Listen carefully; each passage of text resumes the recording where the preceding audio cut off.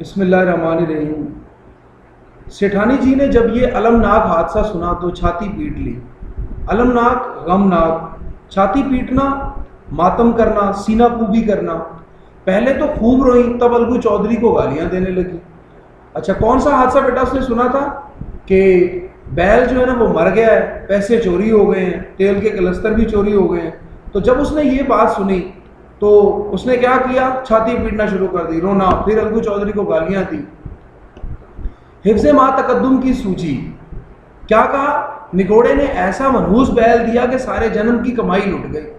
حفظ ما تقدم پہلے ہی سے حفاظت کی تدبیر کرنا، سوجنا خیال آنا، نگوڑے نامراد، جنم زندگی۔ اس واقعے کو کئی ماہ گزر گئے۔ الگو جب اپنے بیل کی قیمت مانگتے تو سیٹھ اور سیٹھانی دونوں جھلائے ہوئے کتوں کی طرح چڑھ بیٹھتے۔ تو جھلائے ہوئے اس کا بیٹا مطلب ہوتا ہے غصے میں بھرے ہوئے۔ کیا کہتے ہیں آگے سے؟ کہ یہاں تو سارے جنم کی کمائی مٹی میں مل گئی، فقیر ہو گئے، انہیں دام کی پڑی ہے۔ مردہ منحوس بیل دیا تھا، اس پر دام مانگتے ہیں۔ آنکھ میں دھول جھونک دی، دھول جھونکنا دھوکہ دینا۔ مرا ہوا بیل گلے باندھ دیا، گلے میں باندھنا، حوالے کرنا، سپرد کرنا۔ صبر نہ ہوتا ہو تو ہمارا بیل کھول لے جاؤ، مہینے کے بدلے 2 مہینے جوت لو، اور کیا لوگے؟ اس فیاضانہ فیصلے کے قدردان حضرات کی بھی کمی نہ تھی۔ فیاضانہ سخاوت والا۔ دیکھیں بیٹا جی، یہ سارا جو ہے نا وہ جھوٹ بول رہے ہیں، اس کا حقیقت سے کوئی تعلق نہیں ہے، یہ ان کا پروپیگنڈا ہے۔ اگر اس طرح جھڑپ سن کر چودھری لوٹ آتے، مگر 150 روپے سے اس طرح ہاتھ دھو لینا آسان کام نہ تھا۔ تو ایک بیٹا یہ آبجیکٹیو ہے کہ الگو چودھری نے بیل کتنے میں بیچا تھا؟ تو 150 روپے میں۔ ہاتھ دھو لینا اس کا مطلب ہوتا ہے کھو بیٹھنا۔ تو ایک بار وہ بھی بگڑے، بگڑنا مطلب لڑائی پر آمادہ ہونا۔ سیٹھ جی گرم ہو پڑے، سیٹھانی جی جذبے کے مارے گھر سے نکل پڑی۔ سوال جواب ہونے لگے، خوب مباحثہ ہوا، مجادلے کی نوبت آ پہنچی۔ مباحثہ بحث، مجادلہ لڑائی۔ سیٹھ جی نے گھر میں گھس کر کیواڑ بند کر لی، کیواڑ دروازہ۔ گاؤں کے کئی معزز آدمی جمع ہو گئے، دونوں فریق کو سمجھایا۔ سیٹھ سمجھو کو دلاسا دے کر گھر سے نکالا، دلاسا حوصلہ، اور صلح دی کہ آپس میں سر پھٹول سے کام نہ چلے گا۔ صلح مشورہ، سر پھٹول سر پھاڑنا یعنی لڑنا۔ اس سے کیا فائدہ؟ پنچایت کر لو، جو طے ہو جائے اسے مان جاؤ۔ سیٹھ جی راضی ہو گئے، الگو نے بھی حامی بھر لی۔ حامی بھرنا ہاں کر لینا۔ فیصلہ ہو گیا، پنچایت کی تیاریاں ہونے لگیں۔ دونوں فریق نے غول بندیاں شروع کی۔ غول بندی ٹولی بنانا، یعنی دونوں پارٹیاں جو تھیں، سمجھو سیٹھ بھی اور الگو چودھری بھی، انہوں نے اپنے اپنے جاننے والے جو ان کے دوست ہیں ان کو اکٹھا کیا۔ تیسرے دن اسی سایہ دار درخت کے نیچے پھر پنچایت بیٹھی۔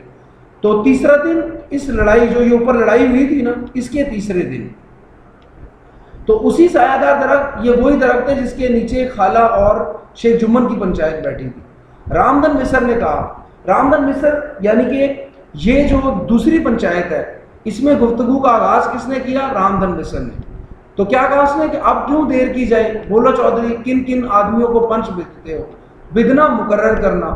الگو نے منکسرانہ انداز میں جواب دیا، تو منکسرانہ عاجزانہ، سمجھو سیٹھ ہی چن لے۔ سمجھو سیٹھ کھڑے ہو گئے اور کڑک کر بولے، کڑک کر سخت آواز میں، میرے طرف سے شیخ جمن کا نام رکھ لو۔ الگو نے پہلا نام جمن کا سنا تو کلیجہ دھک سے ہو گیا۔ کلیجہ دھک سے ہونا، دل دہل جانا، دنگ رہ جانا، گویا کسی نے اچانک تھپڑ مار دیا۔ رامدن مصر الگو کے دوست تھے، طے پر پہنچ گئے۔ طے پر بیٹا نتیجے پر۔ تو کیا کہا کہ چودھری تم کو کوئی عذر تو نہیں ہے؟ عذر اعتراض۔ اچھا کیوں اس کا کلیجہ دھک سے ہو گیا؟ کیونکہ اس کو پتا تھا کہ جمن مجھ سے بدلہ لینا چاہتا ہے، تو اس وجہ سے اس کا نام سن کے الگو چودھری پریشان ہو گئے۔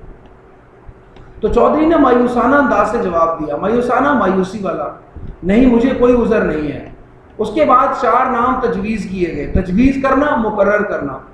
الگو پہلا چرکا کھا کر ہوشیار ہو گئے تھے، تو چرکا کھانا نقصان اٹھانا۔ خوب جانچ کر انتخاب کیا، صرف سرپنچ کا انتخاب باقی تھا۔ سرپنچ جو ہوتا ہے نا بیٹا، یہ ہیڈ، یعنی 5 بندوں کی جو گروپ ہوتا ہے، جو ان کا بینچ ہوتا ہے، اس کا جو ہیڈ ہوتا ہے اس کو سرپنچ کہتے ہیں۔ الگو اس فکر میں تھے کہ اس مرحلے کو کیوں کر طے کروں کہ یکا یک سمجھو سیٹھ کے ایک عزیز گوڈر شاہ بولے، یکا یک اچانک تو عزیز رشتہ دار تو گڈر شاہ. اب یہ بیٹا آبجیکٹیو یاد رکھیے گا کہ گڈر شاہ جو ہے وہ کس کے رشتہ دار تھے؟ سمجھو سیٹھ کے.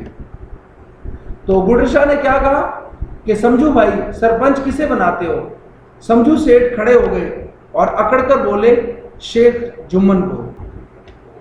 رامدن مصر نے چودھری کی طرف ہمدردانہ انداز سے دیکھ کر کہا الگو تمہیں کوئی عذر ہو تو بولو.